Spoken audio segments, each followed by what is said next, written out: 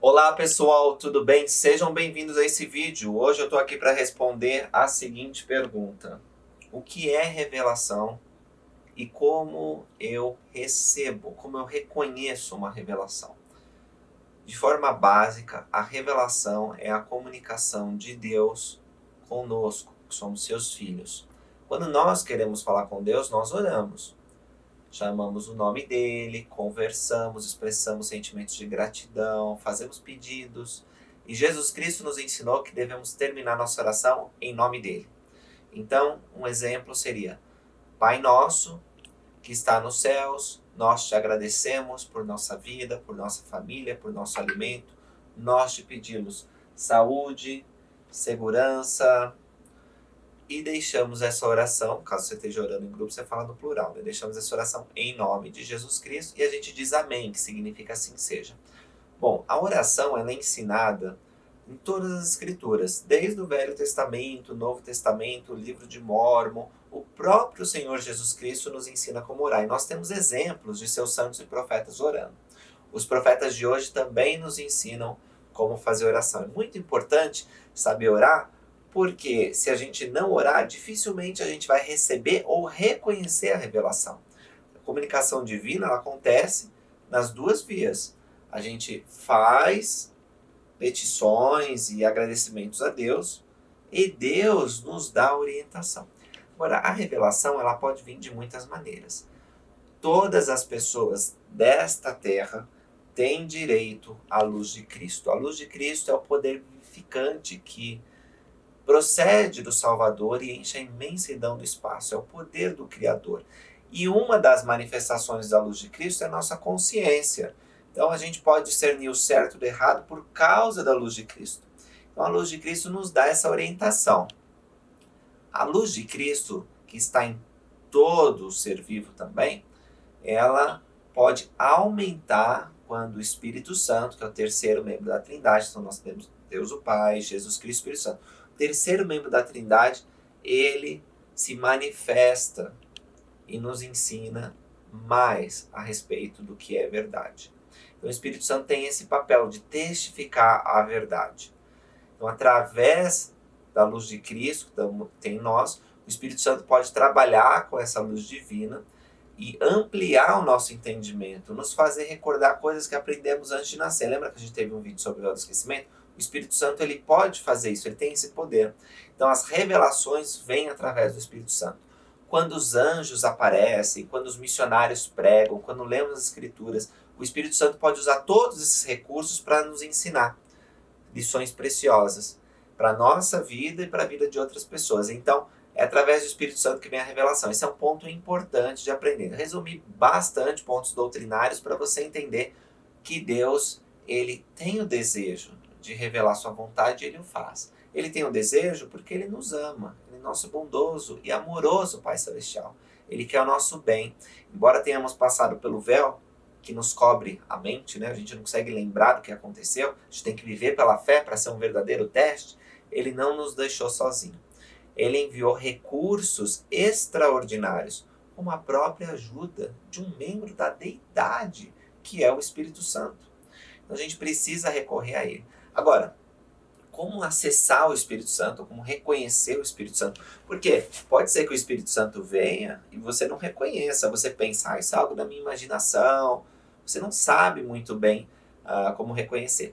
Todo mundo que aprende um outro idioma sabe que existe aquele momento, principalmente no início, em que as pessoas começam a falar, né, um outro idioma e você não consegue entender nada, fica com uma dor de cabeça. Então, a mesma coisa, a gente precisa aprender o idioma espiritual. Senão, ele vai estar falando e a gente não vai estar entendendo. Uma outra coisa também, a voz do Espírito não é tanto uma voz como vocês estão percebendo agora, que está saindo aqui da minha boca, mas é mais um sentimento. E não é uma coisa estrondosa. Raramente o Espírito Santo ele fala de maneira estrondosa. A gente pode lembrar a experiência de Elias, o profeta, que viu que a voz do Senhor não estava no fogo, no terremoto, mas era uma voz mansa e delicada. Normalmente essa voz mansa e delicada, ela não consegue ser discernida se a gente estiver muito aflito, confuso, cheio de emoções. E tem até algumas pessoas que confundem fortes emoções com a presença do Espírito Santo. É verdade que o Espírito Santo pode nos levar às lágrimas e a sentimentos muito poderosos. E ele pode usar nossas emoções. Mas não significa que toda emoção forte seja o Espírito Santo. Isso é importante porque, às vezes, você vai estar apaixonado por uma moça e vai falar, poxa, eu estou sentindo essa emoção tão forte, acho que é o Espírito Santo me dizendo que eu tenho que casar com ela. Cuidado, isso daí é uma emoção que você tem, é um sentimento, uma atração, mas não significa que seja uma revelação espiritual. Então é importante a gente aprender a discernir. Como eu falei sobre o aprendizado do idioma, a gente não aprende um idioma do dia para a noite, uma outra língua. A gente precisa de tempo, precisa de esforço, de estudo, e assim é também com as coisas do Espírito. A gente precisa aprender. Uma das melhores maneiras de aprender é estudando as Escrituras, porque elas nos mostram o padrão de como Deus revelava a sua vontade. Se Deus, que ama todos os seus filhos, revelava a vontade de uma maneira, pode ser que Ele nos revele da mesma maneira. Então, acho que o estudo das Escrituras é um bom começo para responder essas perguntas. E no meu estudo pessoal das Escrituras, lendo 1 Nef 18, eu vou compartilhar com vocês poucos versículos. Talvez os 5 primeiros versículos do capítulo 18, 1 Nef, para conversar sobre princípios de revelação. Se vocês puderem abrir nas suas escrituras, vai ser muito bom. Eu vou também colocar a escritura aí no vídeo para que você possa acompanhar caso você não abra no seu, tá bom? Então, 1 Nef 18, é o primeiro livro do livro de Mórmon, 18, versículo 1, diz o seguinte. Ok, diz assim. E aconteceu que adoraram ao Senhor e acompanharam-me, e lavramos madeiras de modo esmerado. Aqui, só para dar um contexto, né, você não ficar perdido, no capítulo 17, Nef e os irmãos têm uma briga ali, porque os irmãos eles acham uma ideia maluca construir um navio e sair nas águas procurando uma terra prometida. E Nef prega a eles e fala da importância de construir um navio, inclusive faz com que eles chacoalhem pelo poder do Espírito Santo e eles percebem que Nef está com o poder de Deus. Então, eles passam a adorar o Senhor e a lavrar a madeira, né, a trabalhar a madeira de maneira esmerada para poder construir um navio. Então, o primeiro princípio que eu quero dizer para vocês é que nós precisamos adorar o Senhor. Antes de querer uma revelação, uma orientação de Deus sobre algum aspecto da nossa vida, nós precisamos adorá-lo. E adorar o Senhor não é ficar de joelhos fazendo oração simplesmente. Isso faz parte também. A oração faz parte da adoração. Talvez seja até a maneira mais comum e importante de adorar a Deus. Mas nós podemos adorar a Deus quando cantamos hinos, nós podemos adorar a Deus quando vamos na igreja, nós adoramos a Deus quando servimos ao próximo, nós adoramos a Deus quando lemos as Escrituras. Quando nós estamos a serviço de Deus ou do próximo, nós o estamos adorando. Ou seja, a adoração é uma ação justa em cumprimento a uma ordem divina. Então, quando nós adoramos a Deus, nós criamos um ambiente no nosso coração e na nossa mente para receber, perceber e agir nas coisas que Deus quer nos orientar. Então essa é a primeira coisa, precisa adorar a Deus. E aí, a próxima frase nesse versículo diz: E o Senhor mostrou-me de tempos em tempos de que maneira eu deveria trabalhar a maneira do navio. Quase falei Brasil. O Senhor mostrou de tempos em tempos. Então o Senhor não mostrou de uma vez. Isso é o que normalmente acontece na minha experiência pessoal. O Senhor raramente mostra o quadro completo da coisa. Às vezes, em uma ocasião ou outra, Ele faz isso, né? Como se você entrasse num quarto escuro, acendesse a luz e tudo fica bem iluminado. Mas, normalmente, como o elder David Badger disse, certa vez, ele sendo um apóstolo da igreja, ele disse que, normalmente, é como uma manhã nublada. E você não consegue ver muito além do que alguns passos na sua frente. Parece que é assim a revelação. O Senhor vai mostrando apenas um pouquinho e vai exigindo que você tenha coragem para dar esses passos no escuro ou numa região nublada. E você vai avançando com fé. Então a gente não tem um perfeito conhecimento de todas as coisas, por causa daquele teste que eu disse que nós estamos, e porque Deus quer ver o nosso progresso. É assim que avançamos espiritualmente. Então Ele nos revela um pouco aqui, um pouco ali, sempre nos mostrando as suas ternas misericórdias, mas de uma maneira que às vezes deixa a gente impaciente ou exige que confiemos nele. De tempos em tempos o Senhor mostrou como Nefe devia construir aquele navio, e de tempos em tempos o Senhor vai mostrar como você deve conduzir sua vida. Ele vai mostrar aos poucos, por seus motivos e propósitos sagrados. O outro princípio muito importante, eu já viu 2 princípios: adorar a Deus, e que Deus revela de tempos em tempos, um pouco aqui, um pouco ali. O terceiro princípio está no versículo 2. Ora, eu, Nefe, não trabalhei a madeira pelo método que os homens conheciam, nem construí o navio pelo método dos homens, mas construiu pelo método que o Senhor me havia mostrado. Não foi, portanto, igual dos homens. Então, o Senhor, ele sabia que a família de Leí tinha que atravessar o oceano para vir para a Terra da Promissão, as Américas, né? Não podia ser um navio igual ao que existia na Palestina naquela época. E mesmo que os navios daquela época eles fossem capazes de fazer uma grande viagem, ainda assim o Senhor tinha uma maneira muito melhor. Então, Nefe, com o conhecimento que ele tinha, ele viu: esse não é um navio parecido com o que eu já vi na minha vida, ele é diferente, é um método diferente. E assim também o Senhor, ele quer fazer algo espetacular, singular na sua vida. Não é igual ao método dos homens, é muito melhor, é o método divino. Então, às vezes, a gente pode ficar irritado, triste, chateado, com alguma coisa que não aconteceu. Às vezes uma promoção de trabalho que não teve, às vezes uma porta que é fechada, de um emprego, de um concurso público, às vezes um relacionamento, né, que não dá certo, e você fica: poxa, mas eu queria tanto que isso acontecesse, Deus, por que você permitiu que não fosse, né? E você pode ficar bem chateado, mas lembra que o Senhor, ele tem pensamentos mais elevados. O Senhor não vê como vê o homem, ele olha o que está no coração, e os seus pensamentos são muito mais elevados que o nosso. O Senhor, ele não age pelo método dos homens, ele age por propósito divino. O versículo 3. Eu, Nefe, ia frequentemente à montanha e orava frequentemente ao Senhor. Por isso o Senhor me mostrou grandes coisas. Olha só, Nefe ia frequentemente à montanha e frequentemente ele orava ao Senhor lá na montanha. E o Senhor lhe mostrou muitas grandes coisas. Assim também é na nossa vida. Qual que é a sua montanha? Você precisa ir frequentemente na montanha. A montanha, ela pode ser o seu quarto, né? Às vezes, se você divide o quarto com outra pessoa, pode até ser o banheiro.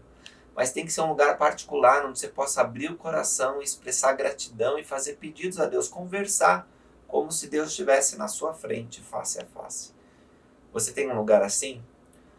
Muitos membros da igreja perderam o privilégio de entrar no templo por causa da pandemia que nós estamos vivendo, mas logo os templos serão reabertos.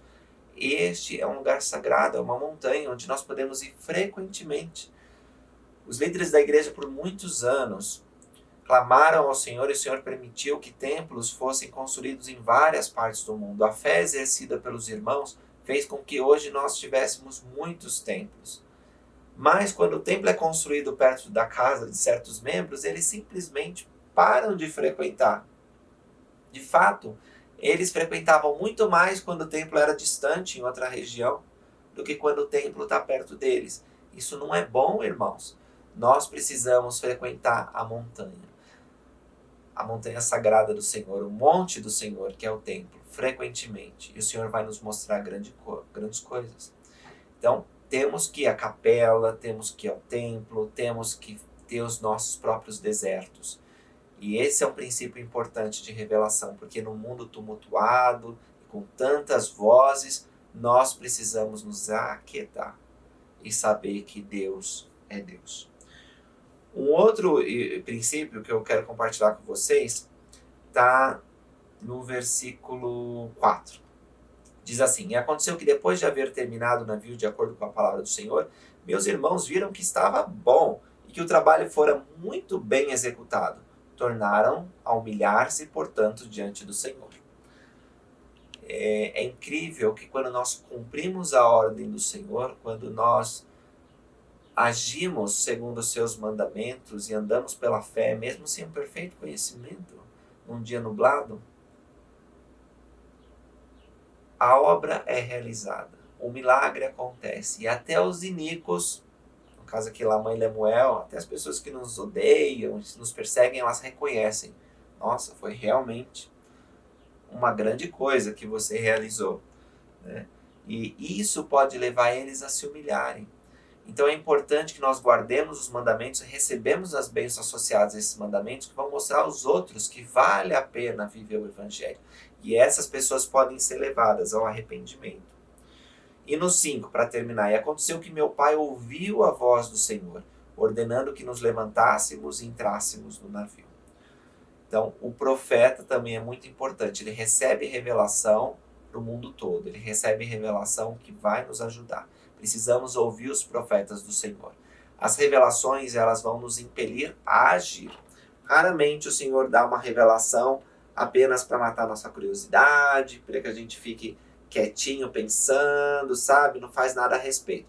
Tem algumas revelações, devido à nossa grande ansiedade, que Deus nos dá para revelar coisas maravilhosas, mistérios que muitas vezes não somos capazes de expressar na nossa linguagem. Mas grande parte das revelações, elas vêm com